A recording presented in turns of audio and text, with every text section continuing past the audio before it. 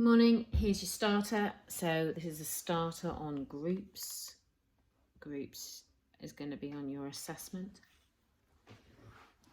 So if you want to pause the video, you can see this is an 11-mark question. You may well have done this before. I've taken it from one of the practice papers.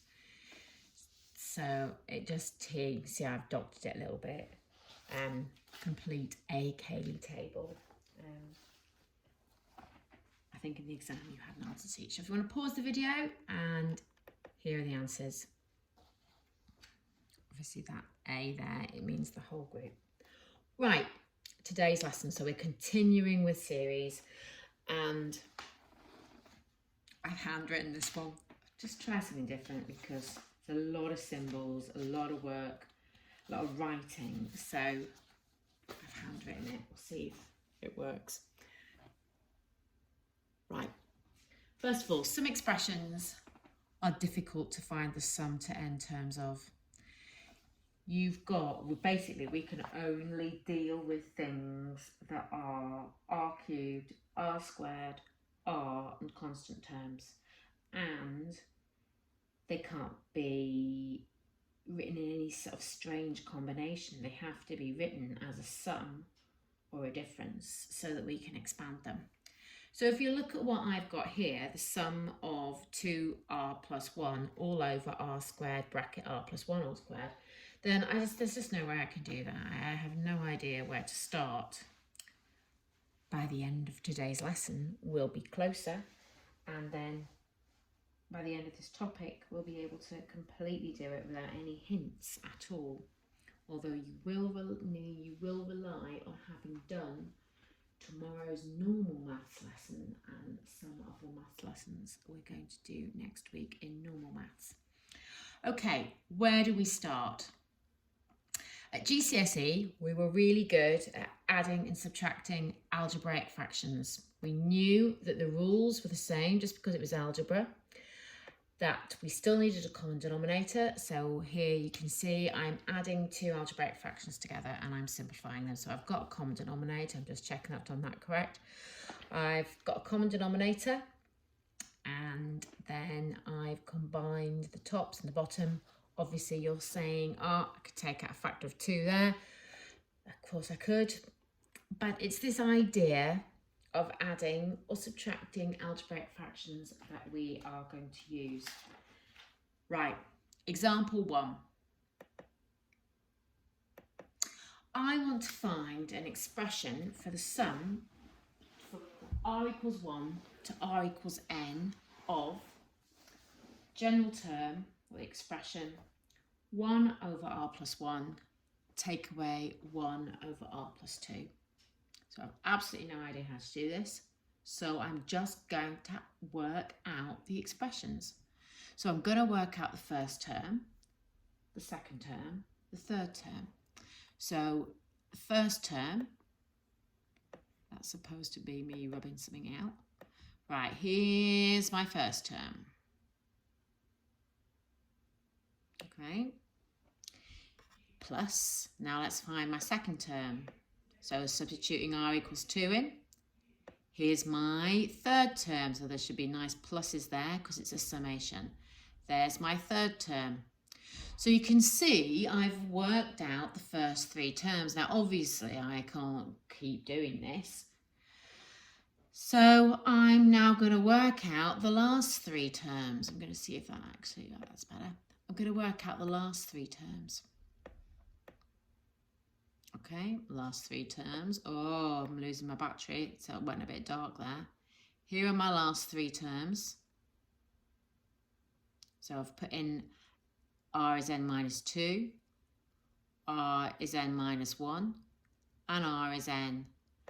Now, I'm going to just leave you for a moment, and I am going to do an emergency lead plug-in. Go, go.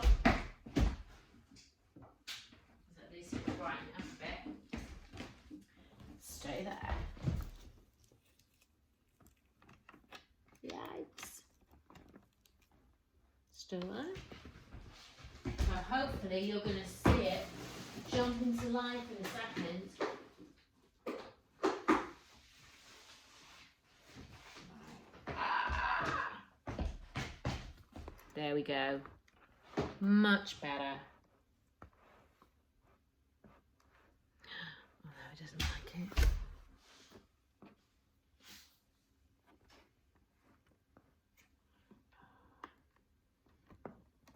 Let's try that. That's not worked. Oh.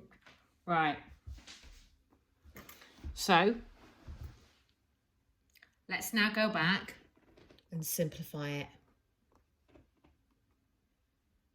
So let's go back up. So you can see half. So I'm working them out.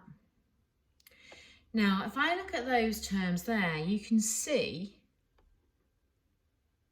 that that's a third, and take away a third. Maybe I would like a colour, so let's go red.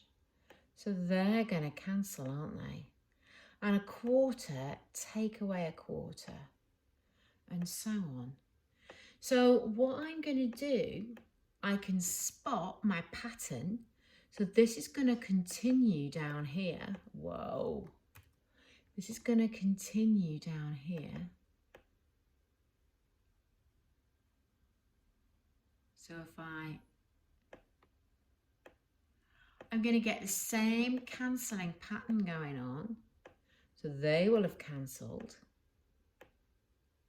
So if you look at what you've actually ended up with, is you've ended up with everything cancelling because you've got negative and positive identical terms. You're just left with that half at the beginning and this minus 1 over n plus 2 at the end. So you've almost got like a rotational symmetry of what's not cancelled. So let's see what we've got. We look at the cancelling pattern and they're the terms that we're left with. So let's try and sort that out. So you could leave it like that. So we can say that the sum from 1 to n of that expression is a half minus 1 over n plus 2. And of course, you could try that algebraically. You could simplify that to n over 2 bracket n plus 2. Okay, so get ready to pause the video. You try this one. Get an expression in terms of n for the sum of 1 over r, take away 1 over r plus 1. Right, here we go. This is what it should look like. So you substitute it in. So you substitute in and you get the first 3. Then you're going to do the last 3. Now, after a while, you're going to see if you can cut a corner with the last. You should hopefully spot the cancelling pattern in the first 3 so that you don't end up having to work out what the last 3 are. Let's go over to the other side. Let's go to the other side and see what we've got. So you can see that I've spotted my cancelling pattern there. So the half and the half, the third and the minus a third, so they are cancelling, aren't they? So you're left with that term there, and using your rotational sort of cancelling symmetry, when you work these out and simplify them, you're left. So they're all cancelling, and you're just left with this little term on the end here. So it simplifies to 1 minus 1 over n plus 1. Now, if you want to combine that for a neater answer, add them together. And you can simplify to n over n plus 1. So your final answer is going to be the sum from 1 to n of 1 over r minus 1 over r plus 1 simplifies to a rather neat n over n plus 1. Right. This works because of the subtraction. You've got a subtraction between the terms you're finding the sum of. Hence, the title of the topic or the method of differences. But sometimes you want to find the sum of an expression that is not expressed as a difference. The question, right, or the ones we're going to look at today anyway, the questions we're going to look at today will give us a hint in the first part about what to use. So have a look at example 2. So show that 1 over r squared minus 1 over r plus 1 all squared equals 2r plus 1 over r squared bracket r plus 1 all squared. Hence, find an expression in terms of n for this expression. So, first thing you're going to do is subtract these algebraic fractions over a common denominator. So I have just written that down, okay? So you don't really, this is GCSE. Hard GCSE, to be fair, but we're not going to go into huge detail about this. So you can see I've combined them over a common denominator and then simplified the numerator for you. Right, you're now going to find the sum of this expression. And of course, you know that this expression can be written like that. So what you're now going to do is, instead of finding the sum of this expression, you're going to use the one that you've shown is the same as it, but written as a difference. So you're going to find the first 3 terms, and hopefully, well, by finding the first 3 terms, you're going to spot a cancel. Now, I can see that by spotting the cancel, I'm getting here, obviously, my quarter and minus a quarter, my ninth and minus a ninth. So I sort of really, I'm only going to work out the bottom 2 lines of this pattern. I'm going to sack off finding r equals n minus 2. I'm just going to put r equals n minus 1 in and r equals n. And of course, they don't, really simplify much at all. And you can see the cancelling again. So you've got this sort of rotational symmetry of your cancel. So you are left with 1 minus 1 over n plus 1 all squared. So let's sort that out. Here it is. And that could well get you full marks. You might want to simplify it, or the question might ask you to simplify it, in which case it will simplify as neatly as that. Okay, example 3. Example 3. Now here we've got like a 3er. We've got a 3-1 here. So I'm now getting a little bit worried about my lead, but it doesn't stretch quite far enough. So just digest. Whoa. So just digest this lesson here. Example 3. So show that 2 over r minus 1 over r plus 1 minus 1 over r plus 2 simplifies to give us this expression. Hence, find an expression in terms of n for the sum of this expression. So, again, part 1, you are simply combining 3 fractions over a common denominator. So again, my common denominator r plus 1, r plus 2. If you have a quick check of the algebra, again, that's not new to us. So we're not going to go into massive detail about that. Let's now look at part 2. So to find the sum of this expression, I use my way of writing it with the differences in. The only way you can do this is with those differences. So again, what I'm going to do is I'm going to get my first 3 terms and hopefully see a little bit of some cancelling going on. So here I'm going to substitute r equals 1, and remember, you put it into the thing with the differences r equals 1 plus r equals 2 plus r equals 3, r equals 4.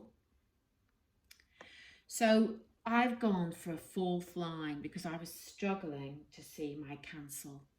And then if you now look closely, you've got 2/3 minus a third minus a third. So my cancel is going to look a bit like this. So if you can see how my cancel is sort of working out.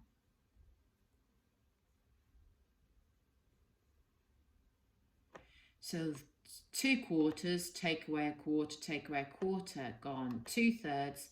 So you can see you've got this little sort of corner that's not cancelled. So you're going to get the same at the bottom. So I still only need to work out the last 2 lines of the pattern. So there are my last 2 lines of the pattern by putting n-1 in and n. So when I simplify them, and again, I know that I'll be left with this little corner. So what I'm going to be left with is 2, take away a half, plus 1. So I've got here 2, take away a half, plus 1. I've got this minus 1 over n plus 1, minus 1 over n plus 1, minus 1 over n plus 2. So there we have the sum of that expression in terms of n. We may want to simplify that. Obviously, I think you'd be definitely expected to simplify that front bit. So that would be fine, but it might ask you to write it in a different way. Unfortunately, the writing it in a different way is a write or carry on. So here it is. So I've just done a little bit of algebra at the end. You can see that that was no mean feat.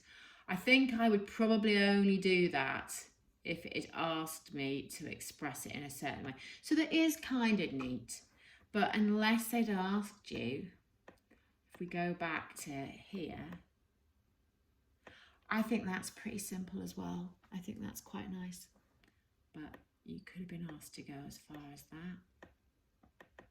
And example 4. Right, I thought it would be nice for you to have a factorial one. I know how we love a bit of factorial. Show that r plus 2 factorial minus r plus 1 factorial equals r plus 1 all squared times r factorial. Now, I think this is a little bit unpleasant. Or I don't think I started it in the neatest possible way. I'll show you what I did for this first part, and I'll then tell you what I would have done maybe if I was doing it a second time. So first of all, I know that r plus 2 factorial is r plus 2 times r plus 1 factorial. So I've rewritten like that. I then take out a factor of r plus 1 factorial, and I'm left with r plus 2 take away 1. Now I think I'm doing great there. So I'm left with r plus 1 factorial times r plus 1. All great. However, it is not what I wanted it to be. So looking back on it, what I should have done is written this as r plus 2 times r plus 1 times r factorial, take away r plus 1 times r factorial, but I didn't. So what I'm going to do now is I'm going to regroup from here. So I took an aside where I think, well, I know that r plus 1 factorial is r plus 1 times r factorial. So I rewrite this r plus 1 factorial, and I'm going to take out a factor of r plus 1. So my r plus 1 factorial times r plus 1, I rewrite my r plus 1 factorial.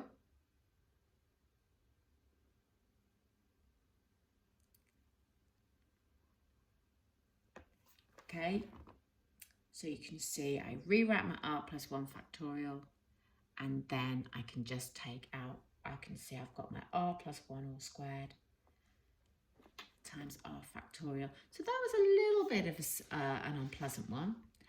And now, part 2, I'm going to find an expression, and I haven't even written this using sigma, So I'm just going to check that it's actually okay. So let's check that I can go from 1. So when r is 1, this will be 2 squared times 1 factorial, good. R is 2, that will be 3 squared times 2 factorial. And when r is n plus 1 squared times n factorial. So that can be written in the sigma way. And of course, we know that it can be written as that difference. So again, we're gonna do pretty much what we've been doing all this time. So we're going to write that by putting in r equals 1, r equals 2, r equals 3, and already I've spotted my cancel, but it's the other way around. It's going like that, isn't it? Your 3 factorial take away 3 factorial. So I'm only going to do my last 2 lines. And if I now sort of show you how I'm doing my cancel, you're cancelling like that in the other direction. So again, your rotational symmetry is you're left with minus 2 factorial plus n plus 2 factorial. So you are left with this expression here. You're left with n plus 2 factorial minus 2 factorial, or minus 2. So for some reason I've kept that as 2 factorial. You don't have to, you could have written it as 2. So you've managed to write your expression. Now if I wanted to find the sum of this expression from 1 to 10, you know from our work on sigma that you would just let n equal 10, so that would be 12 factorial, take away 2 factorial. Right, here are the questions. So you've got one, these again taken from your textbook. So if you want to get the work solutions, you can. So question 1, 2, 3 and 5. I've just flicked that over. 1, 2, 3 and 5. Again, a bit of a factorial one at the end. And here are your answers. See you tomorrow.